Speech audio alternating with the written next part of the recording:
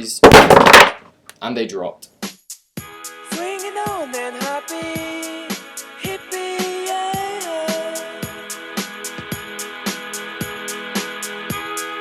Hippie, yeah. What's up YouTube, welcome back to Whacked Out ECIG. As you can see in the title, there's a few different things going on in this video. None of these are exactly full in-depth reviews, and the reason for that is because I wasn't particularly impressed by any of these products. They're not bad per se, they just didn't really grab my attention and make me want to show you guys everything about it and kind of spread the word about it, I guess. But nevertheless, they were sent to me to review, and I'm going to give them a review even though it's not going to be extremely in-depth, right? But I'm going to give my thoughts on it, and I hope that's enough. So right now I'm using the Rage Tank in dripper mode, and the Rage Tank is a 3-in-1 device. So it can be a dripper, it can be an RTA, a rebuildable tank atomizer, or it can be a sub-ohm tank, okay? On top of the iJoy Asolo 200w is what I'm using it on, and that is a very interesting mod. It's a dual 18650 200w mod that has taste control and kind of temperature control, but not really, and it's a very small mod for 200 watts. Additionally, there are two lines of liquids, both from the same place. There is Royal Lemonade, which is one line of liquid, and the other is Savage Eliquids. So there will be timestamps in the description. If you maybe know about one of these devices already, you don't want to hear my take on it, you can skip forward. Yeah, the timestamps are there if you need them. I always like having timestamps. Just check the description, they'll be there along with links for everything that I talk about in this video. Okay, so we will start with the Rage Tank. Right now it's in dripper mode, and I'll show you what it vapes like.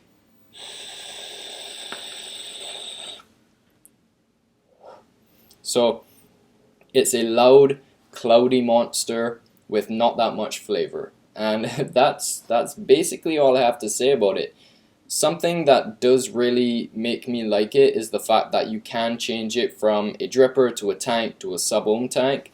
I think even though I don't really like the product and it's not the best product on the market, I can easily say that. I really endorse the company to keep working at this and maybe bring out a V2 with all of the improvements that other reviewers have talked about as well, because the idea of an interchangeable device that you can try a sub-ohm tank that takes coils if you want to buy them, that can be a rebuildable tank because a lot of people prefer that, and that can also be a dripper that a lot of people prefer. I really like the idea, but just in general, and I heard this from, well, I wanted to say this when I first got it, and then I saw it on someone else's review, Dean the Vaping Biker. If you haven't seen his reviews, go check them out. Yeah, he said that this is a jack of all trades, master of none, and that's the perfect way to describe this because it does all of those things, it just doesn't really nail any of them.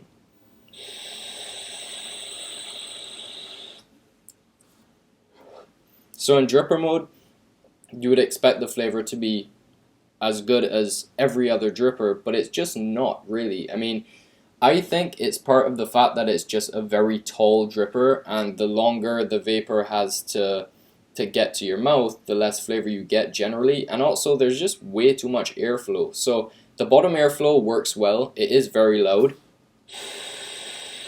way too loud in my opinion, but that works fine. The bottom airflow is fine. What they've added is this top cap, where I'll take it off. So that's the deck, and it's actually a very easy deck for something that can be used as a tank. It's basically the size of a regular dripper deck, which is cool. With bottom airflow, I just have a dual 28 gauge up in there, or no, a dual 24 gauge, and that's fine. That should have been fine. This top cap is just too big, I think, and what they've added is 4 airflow slots around the top cap, and if I open this completely, I can breathe through it.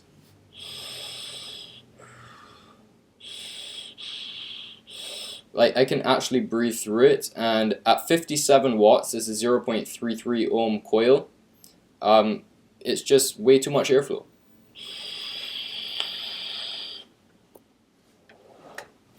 So I don't know, I can bump this up. I'll put this up to 70 watts. I may have to drip a little bit more. The good thing is you can take off the very top of the top cap and just drip into it. So airflow completely open at 70 watts. I'm going to have to move back a bit because there's going to be a lot of clouds.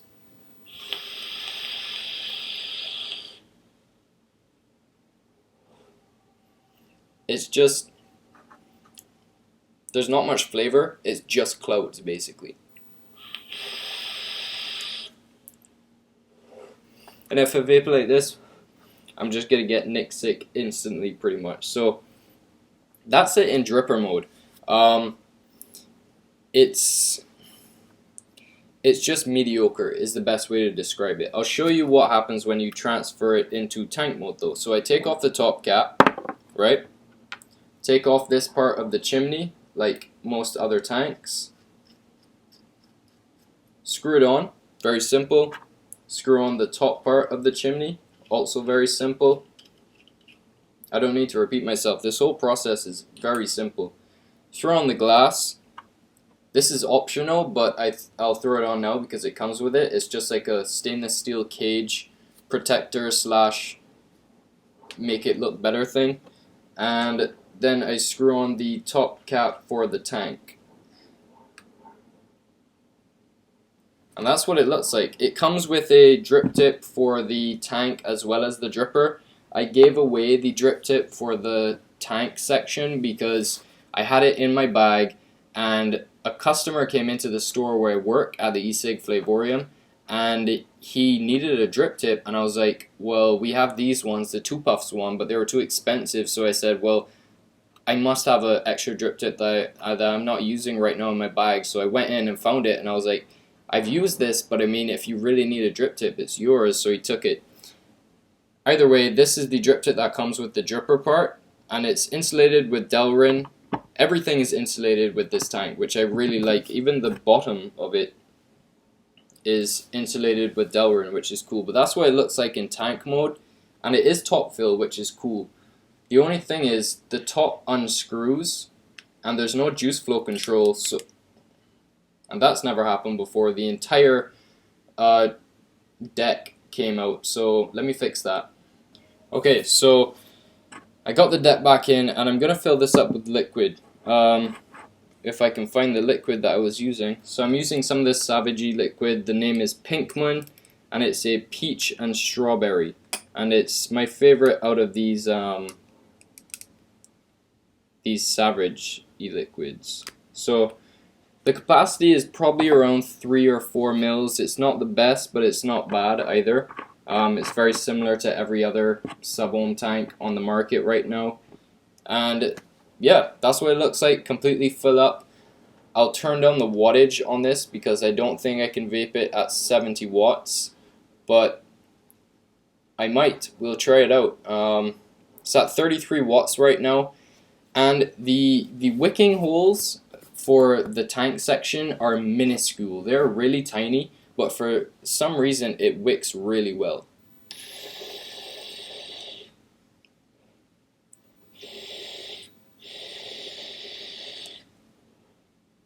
So it's warming up a bit, 42 watts.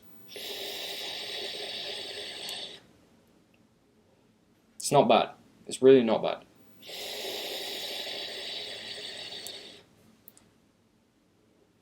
Honestly, the best part of this tank is the RTA.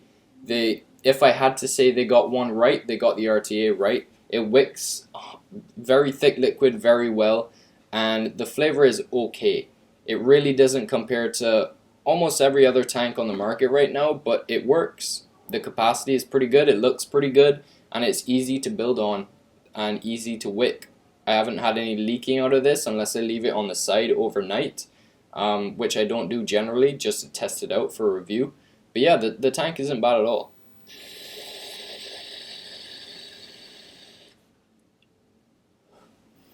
That's at 42 watts. So I'll take this up. This is at 51 watts. I'll see how far I can take this. And considering how small the juice flow holes are, it's pretty incredible that this is working.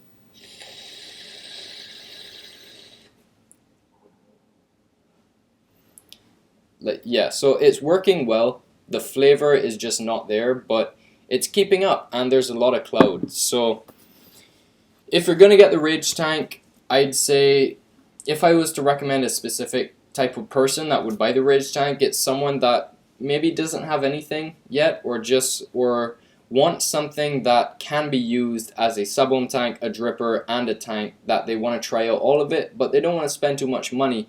And I'm not sure if this is available in Canada yet, but I know that it's around 50 US for sale, which is an incredible price really for the fact that it can do all those things. Is it worth $50 considering that it doesn't do any of those spectacularly? That has to be up to you. Personally, I don't think so, but I'm still grateful that I got this because it's a pretty cool concept.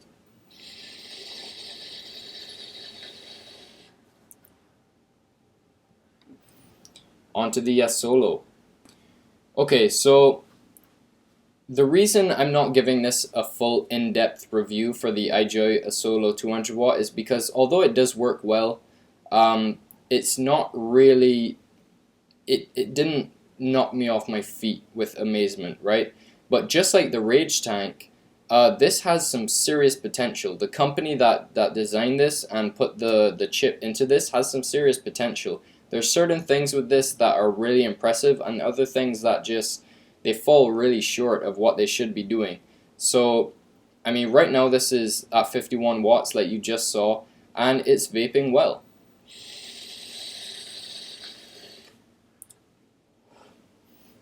The cool thing about this is that you see that T there, you can hold the bottom where this finger is,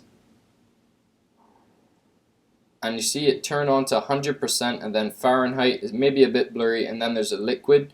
When I hold the fire button now, it heats up, and see that gauge that goes up, the thermometer looking thing? It's doing that, and it's telling me the wattage up here where it's firing. And then once it gets to a certain level of heat, I guess, it cuts it off and it stops vaping it, which is their idea of temperature control for Canthal. It's not actually regulating the temperature, but it's regulating the, I guess, the heat. So, and the mechanism that it uses to do that is very interesting.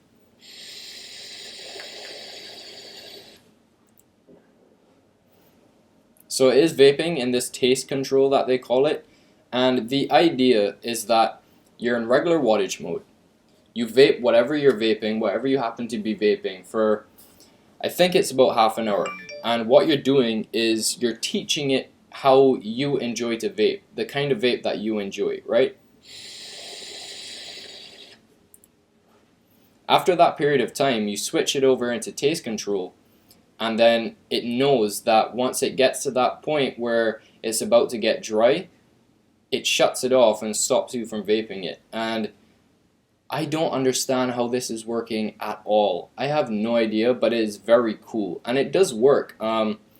If you put it in dripper mode, you can definitely see how it's working. The only thing is, it works best with coils that are 0.5 ohms or higher. Below that, it can be a bit flaky. I wouldn't trust vaping a tank entirely empty on that to cut it off all the time. But if you have 0.5 ohms or higher, it does work, which is very, very cool. And it can do that with stainless steel, Canthal obviously, nickel, titanium. It can do it with anything because it's not reading anything. All it's doing is, well, I don't actually know what it's doing, but it can do it with all those things, which is cool.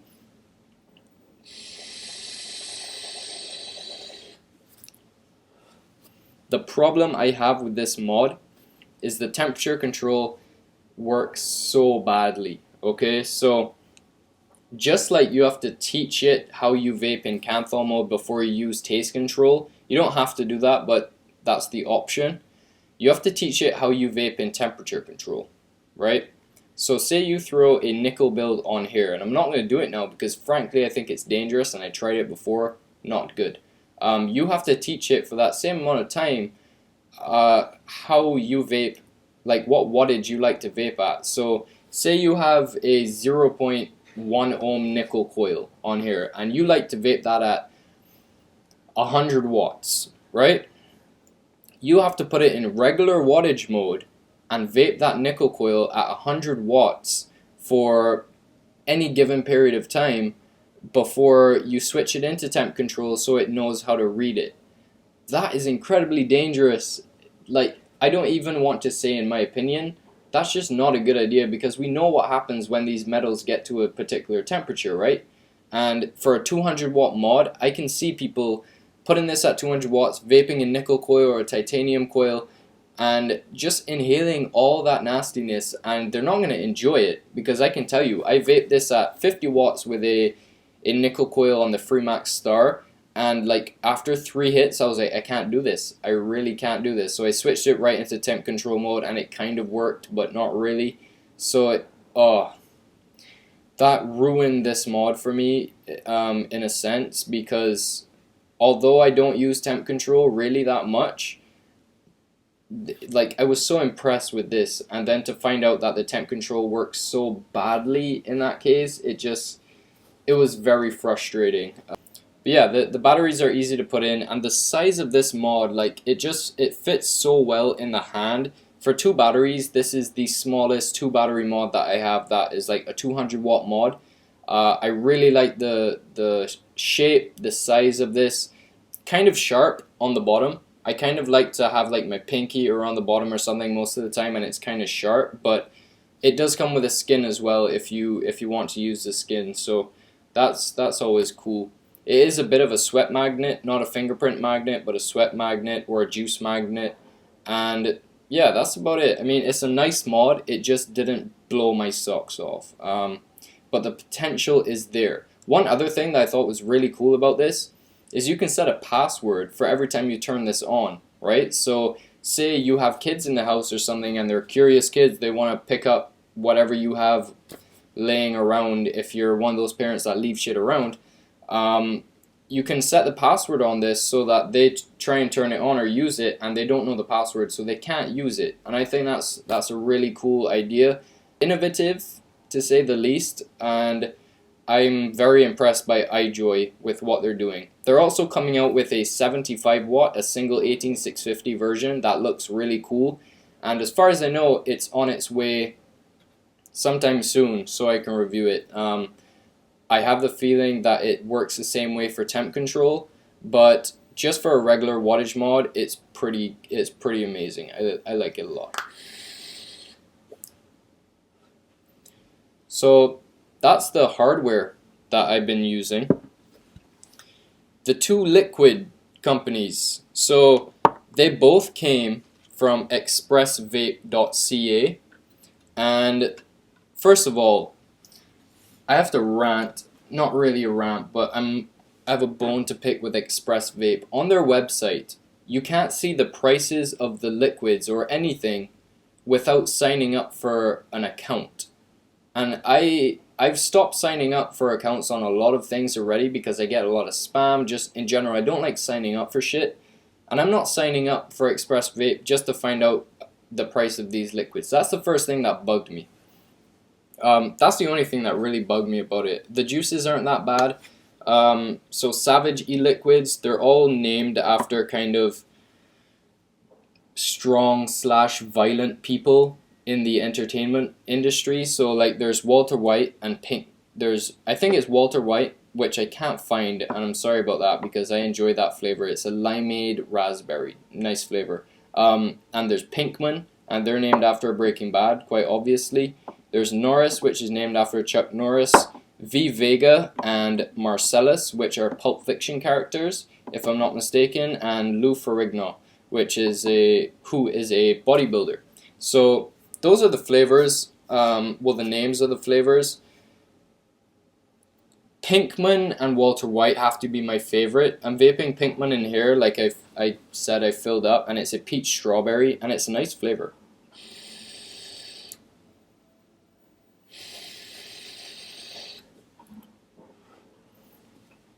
Great balance of peach and strawberry. I like that combination a lot. I don't think I've ever had it before, but I like the flavor.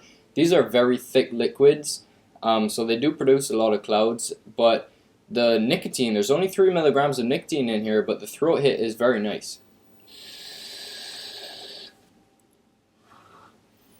Walter White is a limeade raspberry, so it's sour. It's a sour vape, but so it's not an all-day vape for me. It's a bit too sour, but the flavors are really nice. That lime and raspberry, I enjoy that one. Norris, I actually can't remember what Norris is. I'm gonna fuck all of this up now. Okay, Norris is the apple cinnamon Danish, and it's not bad. It's a good blend of all of them, but it's very similar to every other apple cinnamon Danish I've ever had. Apple pie kind of flavor. It's not bad, but it's just not the kind of profile that I vape generally and enjoy. V Vega. I have to smell this one too. Oh yeah, so this one is a honeydew, and there's a couple other things going on, and I really don't like melon vapes besides from watermelon, but this one isn't bad at all. The honeydew, you can really smell it, but when you're vaping it, it accents the other flavors as well, and there's a couple other fruit flavors. You can check out the description that will be on the link in the description for this video. Lou Ferrigno, did I talk about this already? Lou Ferrigno is the apple cinnamon Danish. So I messed up Norris. I need to find out what Norris is. Oh, Norris is the strawberry pound cake, if I'm not mistaken, or that might be Marcellus. Marcellus is the strawberry pound cake. Okay, I messed this up completely. I apologize.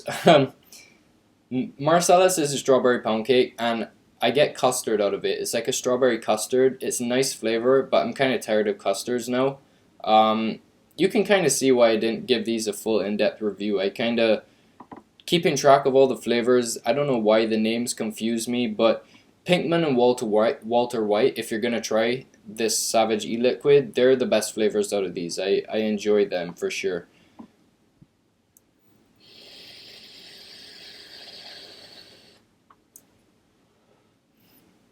The other line is Royal Lemonade. And if you like lemonade vapes, I would advise trying these, because the company is specifically made lemonades, and they've nailed the lemonade. So they have a blackberry lemonade, which is a really great flavor. It reminds me of Mai from Lane Cove Vapor, but with lemonade to accent that blackcurrant. But it's blackberry, so it's not exactly the same, but it gives me that same kind of dark berry flavor mixed with a sour lemonade, which is nice. The Southern Peach has to be my favorite, and it tastes like a fresh peach with lemonade, and I think that's a delicious combination. I really enjoy the peach. Okay, so the triple melon lemonade. I don't like melons. I really don't like melons. Watermelon is okay. If it was just a watermelon lemonade, I would probably love the flavor, but just mixing watermelon, honeydew melon, and cantaloupe, I don't enjoy it. It's not my kind of vape. The blue lemonade is the second best out of these, actually the third best after the blackberry and the peach. This one is just like a blue raspberry mixed with lemonade. Very sour, very sweet flavor, but if you want a treat, something to hit that sweet tooth of yours, that will do the trick. So yeah, I apologize that I messed up the Savage Eliquids, but Walter White and Pinkman, definitely worth a try. The lemonades, possibly all worth a try. Personally, if you like melons, you might like this one. I just don't. But yeah, I actually really enjoy the Royal Lemonade flavors. They're all thick liquids, great throat hit, nice flavor. No idea of the price because Express Vape makes you sign up for an account. And they're all 15 ml bottles, so you don't have to buy a giant bottle of something if you don't know if you like it or not, which is always nice buying online, right?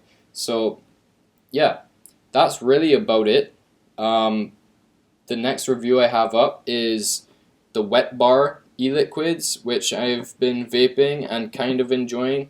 a couple of them not so much, but we'll see in the review. And yeah, that's about it. So links will be in the description for everything I've been using here, everything I've talked about. If you want to check them out, feel free. If you don't, I understand. It's completely up to you, but thank you so much for watching. I'll see you again soon.